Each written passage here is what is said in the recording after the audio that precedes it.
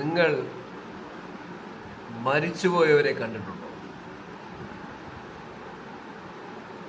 നല്ല മരണം നടന്നവരെ കണ്ടിട്ടുണ്ടോ? മോശമായ മരണം കണ്ടവരെ കണ്ടിട്ടുണ്ടോ? ഇനി നടക്കാനിരിക്കുന്ന മരണങ്ങളെക്കുറിച്ച് നിങ്ങൾക്ക് എന്തെങ്കിലും ഗ്രാഹ്യമുണ്ടോ? നടന്ന മരണങ്ങൾ എത്ര? ഈ ആത്മാക്കൾ എത്ര? ഈ ആത്മാക്കളെല്ലാം കൂടെ നമ്മുടെ ഭൂമിയിൽ ഇങ്ങനെ തിരിച്ചു പോന്നാൽ എന്ത് സംഭവിക്കും? മരണവും ജീവിതവും, മരിച്ചതിന് ശേഷമുള്ള ജീവിതവും വിശ്വാസവുമായിട്ട് എന്തെങ്കിലും ബന്ധമുണ്ടോ? ഈ വിശ്വാസങ്ങളെല്ലാം നമ്മൾ പുൽകി തലോടി കൊണ്ടു നടക്കുമ്പോൾ ഇതൊക്കെ ശരിയാണോ തെറ്റാണോ?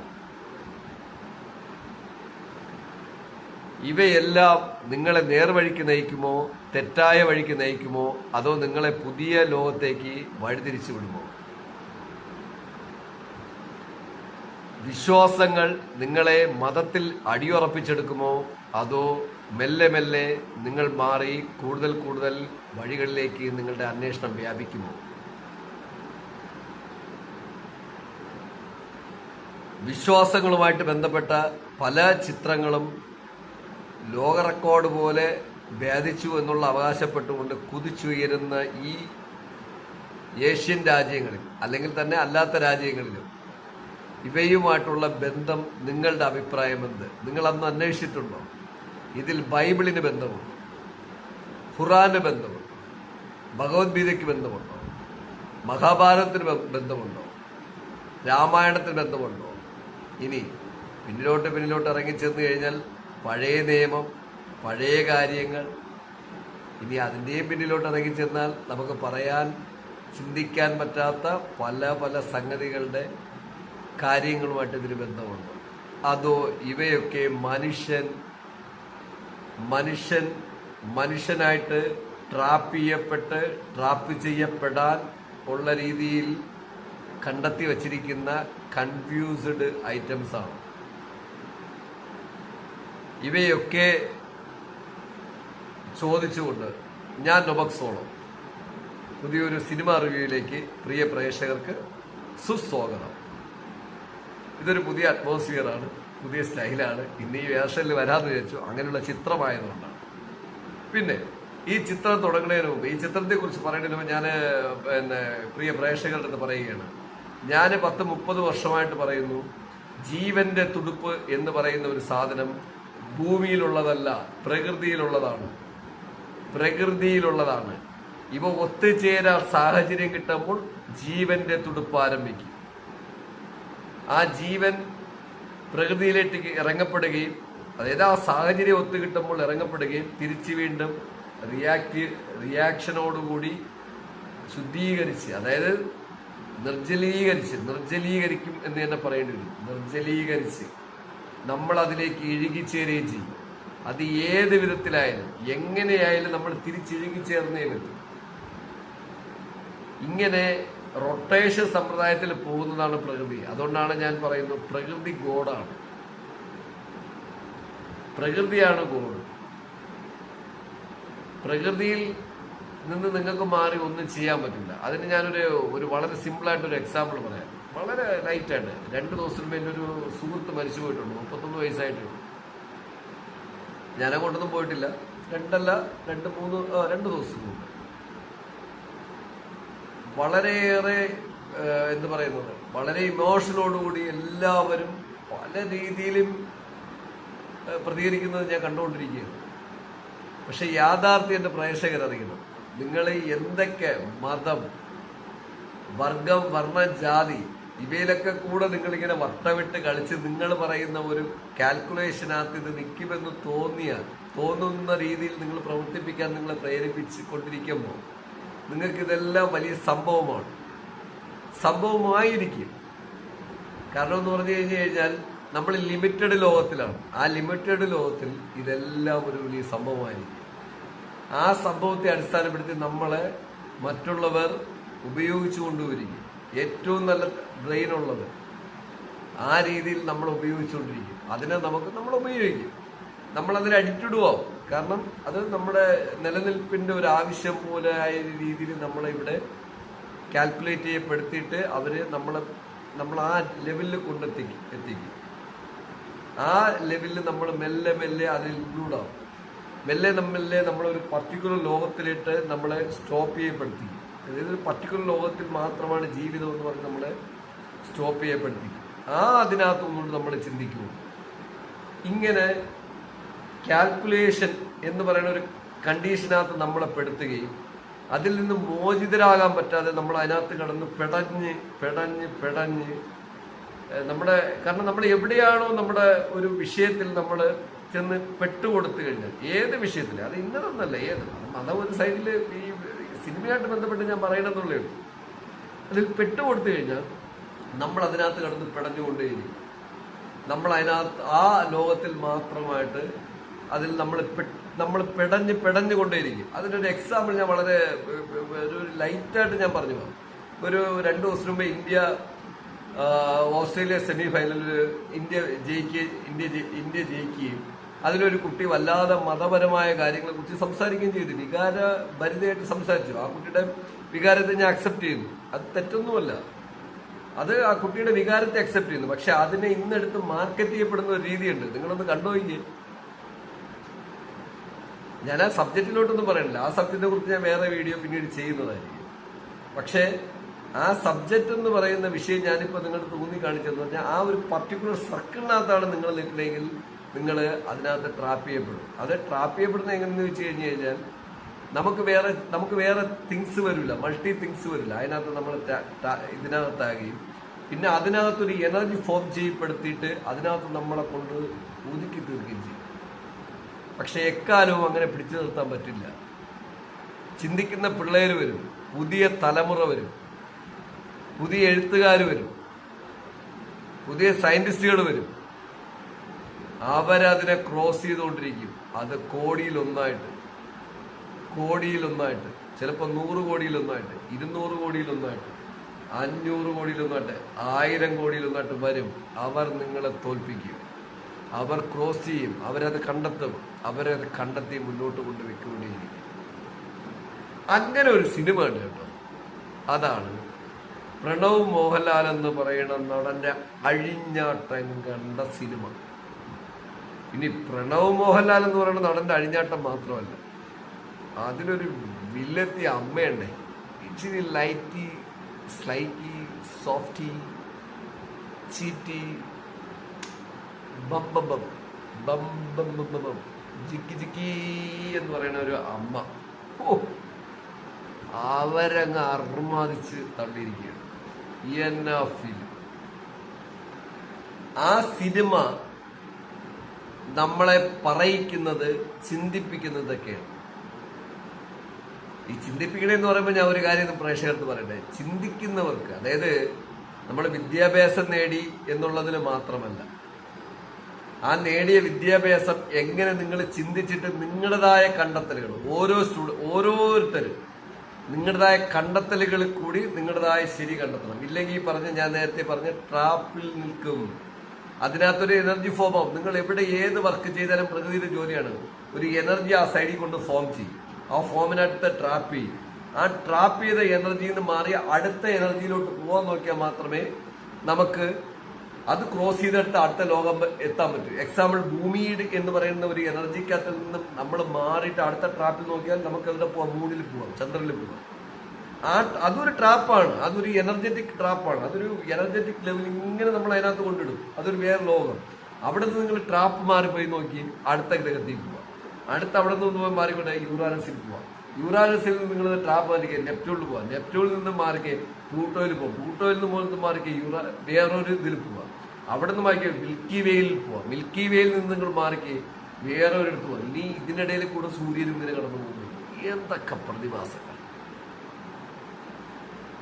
പക്ഷെ നിങ്ങൾ എവിടെയാണ് ഒരു ട്രാക്കിൽ പെട്ടുപോയി അതിനകത്ത് കിടന്നു കഴിഞ്ഞാൽ ആ കിടക്കുന്നിടത്ത് വെച്ചുണ്ടാവുന്ന സംഭവങ്ങളും പ്രശ്നങ്ങളും കാണിച്ചുകൊണ്ട് എടുത്തിരിക്കുന്ന ഒരു സിനിമയാണ്. പ്രിയ പ്രേക്ഷകരെ, വെൽക്കം. പ്രണവ് മോഹൻലാൽ എന്ന് പറയുന്ന നടന്റെയും ഒപ്പം നല്ല ചുള്ളത്തി ഒരു വില്ലെത്തി അമ്മേരെ അഴിഞ്ഞാട്ടങ്ങണ്ട ഡൈസ് ഇയറേ എന്ന് പറയുന്ന സിനിമാ റിവ്യൂവിലേക്ക് പ്രിയ പ്രേക്ഷകർ സ്വാഗതം. അതുകൊണ്ടാണ് ഈ വേഷം കണ്ട ബമ്മ ബമ്മ ബമ്മ ബമ്മ ബും ബും ബും ബും ബമ്മ ഡൈസ് ഇയറേസ്. കാണുന്നതൊന്നും ലോകമല്ല, കാണാത്തതൊക്കെയും എത്രയോ അപ്പുറമാണ്. അപ്പുറം ചെന്നാൽ നിങ്ങൾക്ക് മാറാം പിന്നെയും അപ്പുറത്തേക്ക്.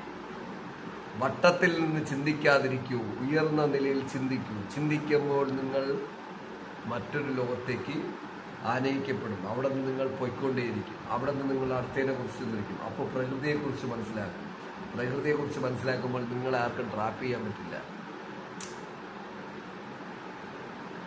ഇത് ഇതിനിടെ പറഞ്ഞല്ലോ. അപ്പോൾ ഇതിനകത്ത് ട്രാപ്പ് ചെയ്യപ്പെട്ടവരുടെ ഒരു കഥയാണ്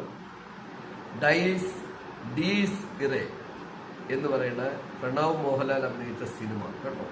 excellent film, what A super movie, ബംബാസ്റ്റിക് movie. എന്താ സ്റ്റൈൽ, 2 മണിക്കൂർ, ഇച്ചിരി 1-2 വീട്, കുറച്ച് സ്ഥലം, പൊളിച്ച് അടുക്കിയിരിക്കുകയാണ്. ഈ സിനിമ ആരെ കുറിച്ച് പറയുന്നു എന്ന് ഞാൻ വീണ്ടും പറയുന്നു. സർക്കിള് വരച്ചിട്ട് വിശ്വാസങ്ങളുമായിട്ട് ബന്ധപ്പെട്ട് അതിനകത്ത് മാത്രം നിൽക്കുന്ന ഒരു ജനതയ്ക്ക് വേണ്ടി നിർമ്മിക്കപ്പെട്ടിട്ടുള്ള ഒരുപാട് ചിത്രങ്ങൾ ഇങ്ങനെ വന്നിട്ടുണ്ട്. ഇപ്പോൾ 800-900 കോടി എത്തിയിട്ടുമുണ്ട്. അങ്ങനെയുള്ള ഒരു ജനതയ്ക്ക് വേണ്ടി നിർമ്മിക്കപ്പെട്ടിട്ടുള്ള ഒരു ചിത്രമാണിത്. ആ ചിത്രം ഞാൻ കണ്ടു. ഞാൻ മാത്രമല്ല, എൻ്റെ മകൻ, എൻ്റെ ഭാര്യ, ഞങ്ങൾ ഫാമിലിയായിട്ട് കണ്ടു. ഈ സിനിമയെക്കുറിച്ചൊരു അഭിപ്രായം പറഞ്ഞാൽ ഒന്ന് പറഞ്ഞോ. സൂപ്പറോ super, beauty beauty beauty film. നിങ്ങൾ കാണുമോ? നിങ്ങളൊരു സർക്കിളിനകത്ത് വരച്ചിട്ടിട്ട് അതിനകത്ത് എനർജി ഫോം ആയാൽ എന്താവും? ഞാൻ 10-30 വർഷം കൊണ്ടേ പറഞ്ഞുകൊണ്ടിരിക്കുക. ആ എനർജിക്കകത്ത് നിങ്ങൾ പെട്ടുപോയാൽ ആ എനർജിയിൽ നിന്ന് നിങ്ങൾ പിന്നെ പുറത്തോട്ട് പോകാൻ എടുക്കുന്ന പാടും. അങ്ങനെ ഒരു സിനിമയാണ് കേട്ടോ ഈ സിനിമ. ഞാൻ എൻ്റെ പ്രിയ പ്രേക്ഷകർക്ക് പറയണു, മസ്റ്റ് വാച്ച് തിയേറ്റർ. ഇതൊരു കൊച്ചു ചിത്രമാണ്, വലിയ ചിത്രമല്ല. 500-1000 കോടി ഇറക്കി അർമാദിച്ച് കളിക്കാൻ പറ്റിയ സിനിമയല്ല. ഭ്രമയോഗം എന്ന് പറയുന്ന സിനിമ എടുത്ത ഡയറക്ടർ പടമാണ്. ഭ്രമയോഗത്തെക്കുറിച്ച് എനിക്കിനി ഒന്നും പറയാനില്ല. ഭ്രമയോഗം ഒരു നല്ല ഒരു എക്സ്ട്രാ ഓർഡിനറി ഫിലിമാണ്. മമ്മൂട്ടി എന്ന് പറയുന്ന നടനെയും മറ്റ് നടന്മാരെയും ഒക്കെ വച്ച് അർമാദിച്ച സിനിമ തന്നെയാണ്. ഹരിശ്രീ അശോകൻ്റെ മകൻ്റെ അഭിനയം ഒന്നും പറയാനില്ല. അദ്ദേഹത്തിൻ്റെ അഭിനയം, പിന്നെ മറ്റെല്ലാവരും എങ്ങനെ പ്രത്യേകം പലപ്പോഴും എനിക്ക് ഓർമ്മ വരുമ്പോൾ, ഞാൻ ഇത്തിരി പഴയ ആളായിട്ട് ഹരിശ്രീ അശോകൻ്റെ മകൻ്റെ പേരെന്നെ ഒരു പെട്ടെന്ന് ഓർമ്മ വരില്ല. അല്പമേ ഓർമ്മയുണ്ട്, അത് വിട്ടുപോയി. അപ്പോൾ പറഞ്ഞു അങ്ങനെയുള്ള സിനിമകൾ ചെയ്ത ഒരു ഡയറക്ടറുടെ സിനിമയാണ്. പക്ഷെ ആ ഡയറക്ടർ ഒരു പുതിയ യുവ തലമുറയുടെ ഒരു ലെവൽ ഓഫ് റേഞ്ചിൽ പോയിട്ട് നിന്ന് ചെയ്തിരിക്കുന്ന ഒരു സിനിമയാണ്.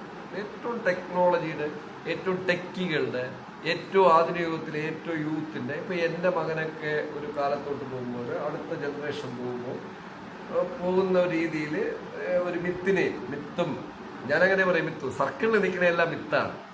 നിങ്ങളൊരു സർക്കിളിലാണ് നിൽക്കണമെങ്കിൽ അത് മിത്താണ്. നിങ്ങൾ സർക്കിൾ വിട്ട് പുറത്ത് പോയിക്കൊണ്ടിരുന്ന് എഴുതി കഴിഞ്ഞാൽ നിങ്ങൾ മിത്തിലല്ല, നിങ്ങൾ പ്രപഞ്ചത്തിലാണ്. പ്രപഞ്ചത്തിലെത്തുന്ന ഒരാൾക്കും ഒരു മതത്തിൻ്റെ ആവശ്യമില്ല. നിങ്ങൾ പ്രപഞ്ചത്തിൽ ചാടി നോക്കും, ഒരു മതവും വേണ്ട, ഒരു ജാതിയും വേണ്ട, ഒരു വർഗവും വേണ്ട, ഒന്നുമില്ല. വരുന്നു, ജീവന്റെ തുടുപ്പുകളെല്ലാം പ്രകൃതിയിലാണ് കളിക്കുന്നത്. ഇതറിഞ്ഞ ചില മനുഷ്യർ നേരത്തെ പറഞ്ഞതുകൊണ്ട് അവരെ നമ്മൾ പിടിച്ച് ദൈവമായിട്ട് വച്ചിരിക്കുന്നുള്ളേ. ആ സയൻസൊക്കെ നന്നായിട്ട് മനസ്സിലാക്കിയാൽ മതി. അത് നമ്മളെ ജീവിതമായിട്ട് അങ്ങോട്ട് ലൈഫ് എന്ന് പറയുന്നത് വേറെ ലെവലാണ്. അവരെല്ലാം പ്രകൃതിയിൽ നമ്മൾ കൊടുക്കൽ വാങ്ങൽ വല്ലാതെ ഉള്ളത് കൊണ്ടും വല്ലാത്ത പൊസിഷനിൽ നമ്മൾ എത്തിച്ചിരിക്കുന്നതുകൊണ്ടാണ് നമുക്ക് പലപ്പോഴും ഇതിലോട്ട് അഡിക്റ്റായി പോകണം. അത് സർക്കിൾ വരയ്ക്കാതിരുന്നാൽ മതി. നിങ്ങളുടെ ജീവിതത്തിൽ സർക്കിൾ വരയ്ക്കായിരിക്കും. പുതിയ തലമുറയിലൂടെ ഞാൻ പറയുന്നു, പഴയ തലമുറയിലൂടെ ഞാൻ പറഞ്ഞിട്ട് കാര്യമില്ല. സർക്കിൾ വരയ്ക്കരുത്. നിങ്ങളുടെ അടുത്ത് ഞാൻ ചില കാര്യങ്ങൾ പറഞ്ഞാൽ നിങ്ങൾ അതിനെ ക്രോസ് ചെയ്ത് ചിന്തിക്കും, അതിൻ്റെ അപ്പുറം പോകും, അതിൻ്റെ അപ്പുറം പോകും, തെക്കോണ്ടിരിക്കും. അപ്പോൾ പ്രകൃതി മനസ്സിലാവും. ആ രീതിയിൽ അങ്ങനെ നിൽക്കുന്നവരുടെ സിനിമയല്ല കേട്ടോ. ഒരു വട്ടം വരച്ചിട്ട് അകത്ത് നിൽക്കുന്നവരുടെ ചിത്രമാണ് ഈ സിനിമ. അങ്ങനെ നോക്കുമ്പോൾ നല്ല എക്സലന്റ് ആയിട്ട് മിത്തും പുതിയ തലമുറയുടെ ഒരു ലൈഫ് ലെവലും അതുമായിട്ട് ബന്ധപ്പെട്ട ഒരു സിറ്റുവേഷനിൽ പോയി പെടുകയും അതിൽ ആത്മാവ് വരികയും ചെയ്തു കഴിഞ്ഞാൽ ഉണ്ടാകുന്നത് ഈ ഇച്ചിരി രസകരമായ സംഭവങ്ങളെ നല്ല എന്തു പറയണത് ഒഴുകി ഒഴുകി ഒഴുകി ഒഴുകി രാവും പകലും തലോടി നമ്മളെ മെല്ലെ മെല്ലെ മെല്ലെ ഒരു ലോകത്തെത്തിക്കുന്ന ഒരു excellent movie, marvellous movie, must theatre watch. Family, friends, എല്ലാവരും, അപ്പൂപ്പൻ അമ്മൂമ്മയൊക്കെ. പക്ഷെ കുട്ടികളുമായിട്ട് തിയേറ്ററിൽ പോകുമ്പോൾ ശ്രദ്ധിച്ച് പോകും. അത് ഞാൻ അങ്ങനെ പറയുള്ളൂ. കാരണം ആഫ്റ്റർ ഇന്റർവെൽ പ്രോബ്ലംസ് വരും. കുട്ടികൾക്ക് ഒരു ചെറിയ വിഷയം വരും. അത് എങ്ങനെ വരുമെന്ന് വെച്ചാൽ കുട്ടികളുടെ ചിന്ത ഉണർത്തും. അപ്പോൾ അങ്ങനെ ഉണരാൻ താല്പര്യമില്ലാത്തൊരു കുട്ടികളോട്ട് പോകണ്ട. പിന്നെ വല്ലാതെ പേടിയും വരാനുള്ള ഒരു ചെറിയ ചാൻസ് ഉണ്ട്. പക്ഷെ ആ ചെറിയ ചാൻസ് കുട്ടികളിൽ തൽക്കാല പ്രഷർ ചെന്ന് കണ്ടിട്ട് ഒരു 5 വർഷം കഴിഞ്ഞ് അതിജീവിച്ചു കഴിഞ്ഞാൽ കുട്ടികൾ, ഞാൻ പറഞ്ഞില്ലേ, മറ്റൊരു ലോകത്തെക്കുറിച്ചും പ്രകൃതിയെക്കുറിച്ചും ചിന്തിക്കും. അതിനുള്ള ഒരു ചാൻസാണ് സിനിമ. അങ്ങനെയുള്ള എല്ലാ പ്രേക്ഷകരും കുട്ടികളുമായിട്ടും അടക്കം തിയേറ്ററിൽ പോവാം. കാണാൻ പറ്റിയ സൂപ്പർ ഡൂപ്പർ എക്സ്ട്രാ ഓർഡിനറി മൂവിയാണ്. 2 മണിക്കൂർ, അതായത് 1 മണിക്കൂറും 54 മിനിറ്റ് നിങ്ങൾക്ക് ആർമാദിക്കാം. മെല്ലെ ഇച്ചിരി ലൈറ്റ് സ്ക്രിപ്റ്റ്, ചെറിയ വീവ്, ലൈറ്റ് റണ്ണിങ്. പക്ഷേ ഒരു 5-6 കഥാപാത്രങ്ങൾ നമ്മുടെ ഇടയിൽ ഇങ്ങനെ കിടന്ന് വട്ടമടിച്ച് കളിച്ചിട്ട് കൊണ്ടുപോകുന്ന സിനിമ. Beauty beauty beauty. അങ്ങനെ ഒരു സിനിമ കണ്ടു, വളരെ നല്ലതായിട്ടുണ്ട്. ഈ സിനിമയിലെ എല്ലാവർക്കും അഭിനന്ദനങ്ങൾ.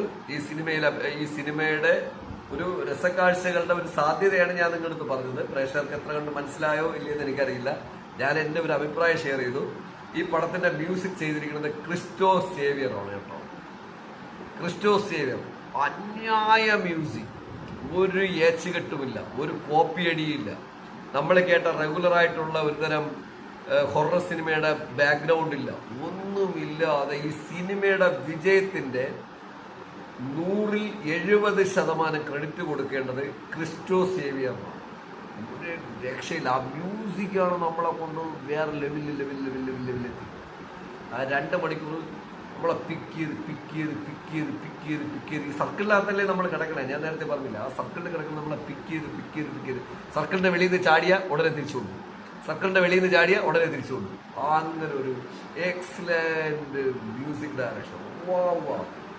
10-ൽ 10 സ്റ്റാർ ക്രിസ്റ്റോ സേവിയർ. പിന്നെ എന്റെ സിനിമാറ്റോഗ്രാഫി ഷേഗൻസ് ജലാൽ. ഇതേ രീതിക്ക് ഡയറക്ടർ ആഗ്രഹിച്ച രീതിയിൽ, ഡയറക്ടറെ ഇഷ്ടത്തിനനുസരിച്ച് മെല്ലെ എടുത്ത് മൂവ് ചെയ്ത് കൊണ്ടുപോകുന്ന സിനിമാറ്റോഗ്രാഫി ഷേഗൻസ് ജലാൽ. അഭിനന്ദനങ്ങൾ, സൂപ്പറായിട്ട്. പിന്നെ എൻ്റെ ആർട്ട് ജി യസൂഖ്. എൻ്റെ ആർട്ട് ഡയറക്ഷൻ എന്ന് പറഞ്ഞാൽ പഴയ വീട് കാണിക്കും.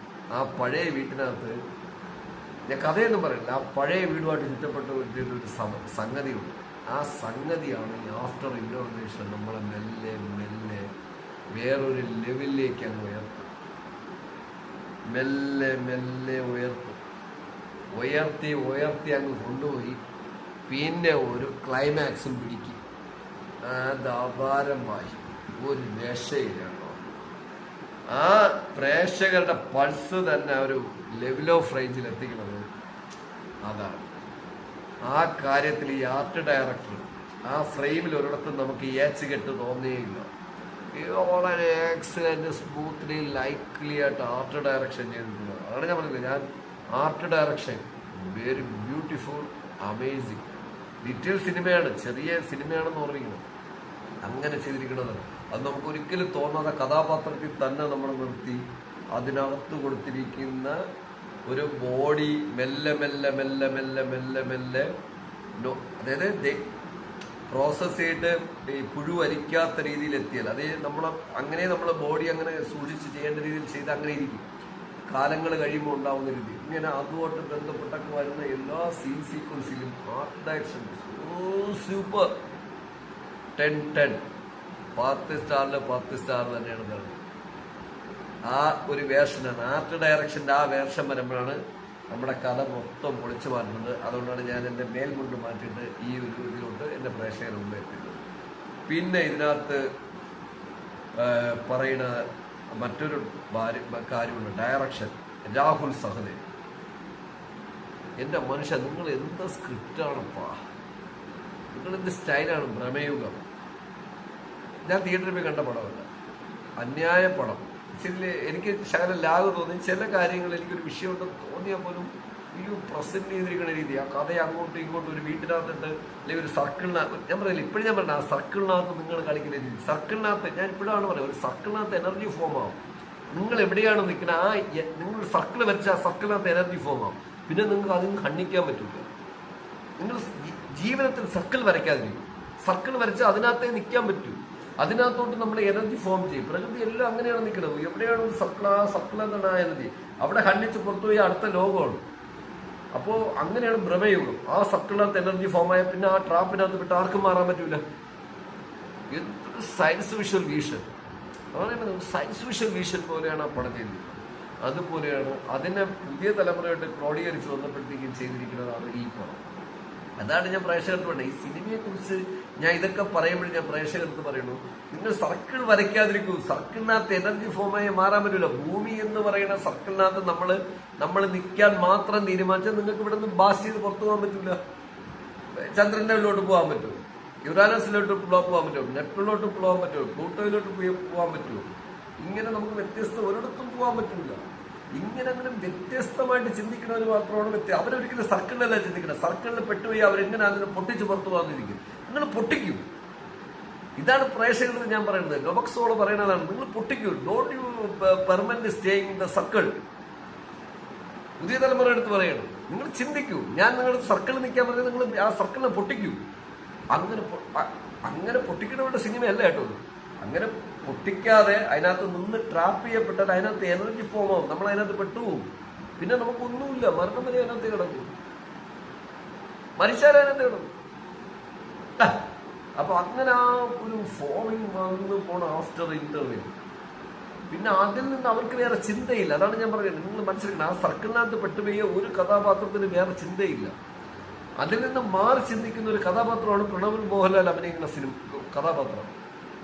അദ്ദേഹം വേറെ രീതിയിൽ പൊയ്ക്കൊണ്ടിരിക്കും. പക്ഷെ ബാക്കിയെല്ലാം ആ സർക്കിളിനകത്ത് ഇരിക്കേണ്ടി. ഒപ്പം തന്നെ അതിനകത്ത് ഒരു വൈഡായിട്ട് ചിന്തിക്കുന്ന ഒരു ആസ്ട്രോളജിസ്റ്റ് പോലുള്ള ഒരു പഴയ ഇതുമായിട്ട് ബന്ധപ്പെട്ട് നമ്മളെ ഒരു ഭാരത സംസ്കാരമായിട്ട് ബന്ധപ്പെട്ട് അല്ലെങ്കിൽ നമ്മുടെ ഏഷ്യൻ സംസ്കാരമായിട്ട് ബന്ധപ്പെട്ട് ഇങ്ങനെ കാണിക്കുന്ന ഒരു കഥാപാത്രമുണ്ട്.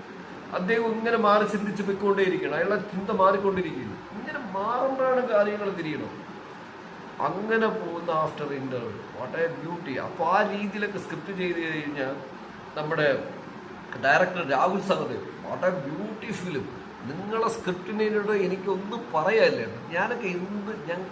ഞാൻ എന്ത് അഭിപ്രായം പറയാനാണ്? നിങ്ങളൊക്കെ ഇത്രയും വലിയ ചെറിയ ഫ്രെയിമിനകത്തുകൊണ്ട് എത്രയും ബൂസ്റ്റായിട്ടാണ് കഥ പറയണത്, എത്രയും ഫുൾഫില്ലിംഗ് ആയിട്ടാണ് കഥ പറയണത്. നിങ്ങളൊരു സർക്കിളിൽ പെട്ടുപോയാൽ അതിനകത്ത് ആ ട്രാപ്പിൽ എങ്ങനെയാണ് പെട്ടുപോകണ ഒരു എനർജി. ഞാൻ അതാണ് പറഞ്ഞത്, ആ എനർജി പിന്നെ ആർക്കും മോചിതമില്ല. പെടുന്നവരെപ്പോഴും ചിന്തിക്കാൻ പറ്റാത്തവരാണ്. ആ രീതിയിൽ സ്ക്രിപ്റ്റ് ചെയ്ത് നിങ്ങൾ എന്നാ പോയി അന്യായം. 10ൽ 10 സ്റ്റാർ കൊടുക്കുക. പിന്നെ ഈ സിനിമയുടെ ഒരു ചെറിയ ഒരു ഇത് പറയുന്നത്, ഇതെല്ലാം നമ്മൾ ഒരു ഭാരത സംസ്കാരവും ബൈബിളും ഒട്ടൊക്കെ ഇത് ചേർക്കുന്നുണ്ട്. അതൊക്കെ ഞാൻ മതത്തിന്റെ ഒരു കാര്യത്തിലോട്ട് ഞാൻ ഇറങ്ങി പോകുന്നില്ല. എനിക്ക് അത്രയും ചർച്ച ചെയ്യാൻ താല്പര്യമില്ല. കാരണം ഞാൻ അതിനെക്കുറിച്ച് സംസാരിക്കുന്നുണ്ട്. പക്ഷെ ഇതെല്ലാം അതിനകത്ത് ഇറങ്ങിപ്പോകുന്നുണ്ട്. ഇതിനകത്ത് പോകുമ്പോഴും ഇതിന്റെ ഒരു അടിസ്ഥാനം നിങ്ങൾ മനസ്സിലാക്കണം. ഇതിന്റെ ആ വാക്കിന്റെ പ്രസക്തി, അതായത് ഇതിന്റെ വാക്കിന്റെ പ്രസക്തി എന്തെന്ന് പറയുന്നത് കഴിഞ്ഞാൽ മരിച്ചവർക്ക് വേണ്ടിയുള്ള കവിത, അല്ലെങ്കിൽ ക്രോധത്തിന്റെ ദിവസം. ഞാൻ പറഞ്ഞില്ലേ, നിങ്ങളൊരു സർക്കിളിനകത്ത് നിന്ന് കഴിഞ്ഞാൽ ആ സർക്കിളിനകത്ത് എനർജി ഫോം ആയി കഴിഞ്ഞാൽ അപ്പോൾ നിങ്ങൾക്ക് എപ്പോഴും തന്നെ എന്ത് സംഭവിച്ചാലും നമ്മൾ അതിനകത്തിട്ട് ട്രാപ്പ് ചെയ്യപ്പെടുത്തിക്കൊണ്ടിരിക്കും. അത് നിങ്ങൾ കൃത്യമായിട്ട് നോക്കും. അതുകൊണ്ടാണ് ഞാൻ പറഞ്ഞ അതിനകത്തോട്ടൊന്നും കയറിപ്പോണ്ട. അതിന്റെ വാക്കിന്റെ മീനിങ്, ക്രോധത്തിന്റെ ദിവസം. നിങ്ങൾക്ക് എന്താണ് വയലൻസോടെയാണോ പോണേ, എന്തോ ബാക്കി വെച്ചിട്ടാണോ പോണേ, അതൊരു സർക്കിളിനകത്താണ് നിൽക്കുന്നത്. നിങ്ങൾ സർക്കിൾ പൊട്ടിക്കുന്നവരാണെങ്കിൽ നിൽക്കില്ല, അവർ വേറെ ലെവലിൽ. ഇത് എക്സാമ്പിൾ പറഞ്ഞതാണ് ഞാൻ. കാരണം അതിനകത്ത് അതായത് ജീവിതത്തെ കുറിച്ച് പറയുന്നതാണ് ഞാൻ. നിങ്ങൾ സർക്കിളിൽ നിൽക്കാതിരിക്കൂ. അങ്ങനെയാണെങ്കിൽ ഇത് സർക്കിളിൽ നിൽക്കുന്നവർക്കുള്ള ചിത്രമാണ്. ക്രോധത്തിന്റെ ദിവസം. ആ ദിവസത്തിൽ എന്ത് സംഭവിക്കും, അല്ലെങ്കിൽ മരിച്ചവർക്ക് വേണ്ടിയുള്ള കവിത. ഈ രീതിയിലാണ് ഇതിനകത്തുള്ള സ്ക്രിപ്റ്റിന്റെ ലെവല് പോകണം. അങ്ങനെ ചെയ്യപ്പെട്ടിരിക്കുന്ന ഒരു ബ്യൂട്ടിഫുൾ സിനിമ നിങ്ങളൊരു സർക്കിൾ അകപ്പെട്ട് കഴിഞ്ഞാൽ അതിനകത്തൊരു എനർജി ഫോം ആയാൽ അതിൽ നിന്നുണ്ടാവുന്ന വിഷയങ്ങളുമായിട്ട് ബന്ധപ്പെട്ട് ആത്മാക്കളും മതപരമായ അല്ലെങ്കിൽ മതത്തിൻ്റെതായ കുറേ ചേഷ്ടകളുടെ കൺവേർട്ടുമായിട്ട് ബന്ധപ്പെട്ട് നിൽക്കുന്ന ഒരു എക്സലന്റ് മൂവി. ഇത് ചെയ്ത എല്ലാവർക്കും നൊബക് സോളോയുടെ തികഞ്ഞ അഭിനന്ദനങ്ങൾ. ഒപ്പം തന്നെ ഞാൻ നിങ്ങൾക്ക് അഭിനന്ദനങ്ങളും, ഈ പടം എന്തായാലും 150 കോടി രൂപ കളക്ട് ചെയ്തുള്ളത് ഉറപ്പാണ് കുറഞ്ഞത്. ഇതൊരു വേൾഡ് വൈഡ് സിനിമയായിട്ട് മാറും എന്നുള്ളത് ഞാൻ കണക്കാക്കുകയാണ്. ഞാൻ മുൻപും പറഞ്ഞു, മലയാള ഇൻഡസ്ട്രി തമിഴ്, തെലുങ്ക്, കന്നഡ, തെക്കൻ ഇൻഡസ്ട്രി മൊത്തം ഇന്ത്യ കീഴടക്കി ലോകത്തോട്ട് പോകും. അതിൻ്റെ പുറകെ മറ്റെല്ലാ ഇൻഡസ്ട്രികളും വരും ഇന്ത്യക്കകത്ത്. ഇന്ത്യയിലോട്ട് ഈ മേഖല വഴി വലിയ കാശും വരും. ആ രീതിയിലോട്ട് മാറിക്കൊണ്ടിരിക്കണമെന്ന് ഞാൻ പറയണേ. അപ്പോൾ അത് സർക്കിളിനകത്ത് നിൽക്കുന്നവർക്കുള്ളതല്ല എന്ന് ഞാൻ വീണ്ടും ഓർമ്മിക്കണം. സർക്കിളിനകത്ത് നിൽക്കുന്നവർക്ക് ഒരിക്കലും അത് പറ്റില്ല. സർക്കിളിൽ നിന്ന് വെളിയിൽ ചാടുമ്പോഴാണ് നമ്മൾ ഇന്റർനാഷണലൈസ് ആവണമെന്നും മൾട്ടിപ്ലൈ ചെയ്ത് പോകണം. ഇത് ഇതിനകത്ത് പറഞ്ഞതല്ലേ ഉള്ളൂ. ഇങ്ങനെ രീതിയിൽ ഈ ചിത്രം ഒരുക്കി, ഈ ചിത്രം പ്രേക്ഷകരെ ത്രില്ലടിപ്പിച്ച് കോരിത്തെറിപ്പിച്ച് ഒരു വേറെ ലെവലിൽ എത്തിച്ച എല്ലാവർക്കും എൻ്റെ തികഞ്ഞ അഭിനന്ദനങ്ങൾ നൊബക് സോളോയുടെ. എല്ലാവരും ഈ പടം തിയേറ്ററിൽ പോയി തന്നെ കാണണം. മസ്റ്റ് വാച്ച് ആണ്. നല്ല എക്സലന്റ് ഫിലിമാണ്, നല്ല സ്റ്റൈൽ ഓഫ് ഫിലിമാണ്. ഒരു ലൈറ്റ് പേയ്മെന്റിൽ ഒരു സർക്കിളിനകത്ത് നിങ്ങളുടെ ജീവിതം നിങ്ങൾ തന്നെ ഹോമിക്കപ്പെട്ടാൽ എങ്ങനെ ഇരിക്കും, അത് ഈ ചിത്രം കാണിക്കുന്നുണ്ട്. ഞാൻ പറയണ ചിന്തിക്കുന്ന പ്രേക്ഷകരുടെ അടുത്ത് പറയണം. ഞാൻ പറയുന്നത് എത്ര പ്രേക്ഷകർക്ക് മനസ്സിലാവുമെന്ന് എനിക്കറിയില്ല. അങ്ങനെ ഉള്ളവർ, നിങ്ങളൊരു അതിന് എക്സാമ്പിൾ പറയും, നിങ്ങളൊരു മതത്തിനകത്ത് ട്രാപ്പ് ചെയ്യപ്പെട്ടാൽ അവിടെ നിൽക്കും, ജാതിയിൽ ട്രാപ്പ് ചെയ്യപ്പെട്ടാൽ അതിനകത്തേക്കും, മറ്റൊരു വിഷയത്തിൽ ട്രാപ്പ് ചെയ്യപ്പെട്ടാൽ അതിനകത്തേക്കും. പക്ഷെ നിങ്ങൾ എപ്പോഴും ലെവല് മാറി തിങ്ക് ചെയ്ത് അതിനെ ക്രോസ് ചെയ്ത് പോയിക്കൊണ്ടിരുന്നാൽ നിങ്ങൾ വേറൊരു ലെവലിൽ എത്തിക്കൊണ്ടിരിക്കും. വേറൊരു ലോകം ഉണ്ടെന്ന് മനസ്സിലാക്കും. ഇങ്ങനെ ഉള്ളവരുടെ ചിത്രമല്ല. ഒരു അല്ല ഒരു പർട്ടിക്കുലർ സർക്കിളിനകത്ത് മാത്രം നിന്നാൽ അതിനകത്ത് എനർജി ഫോം ആയാൽ എന്ത് സംഭവിക്കുന്നുള്ളൊരു ചിത്രമാണിത്. പ്രേക്ഷകരെല്ലാവരും മസ്റ്റ് തിയേറ്റർ വാച്ചാണ്. കാണുക, എൻജോയ് ചെയ്യുക. ഇഷ്ടപ്പെട്ടാൽ എൻ്റെ ബ്ലോഗ് എന്നെയും ഫോളോ അപ്പ് ചെയ്യുക. ഞാൻ നൊബക് സോളോ ഇനി കൂടുതൽ ധരിപ്പിക്കുന്നില്ല. വൈഡ് വീഡിയോ ആണ്. കാണുക, സബ്സ്ക്രൈബ് ചെയ്യുക. പുതിയ വീഡിയോയുമായി, പുതിയ സിനിമയുടെ റിവ്യൂവുമായി ഉടൻ വരും. Goodbye. നൊബക് സോളോ.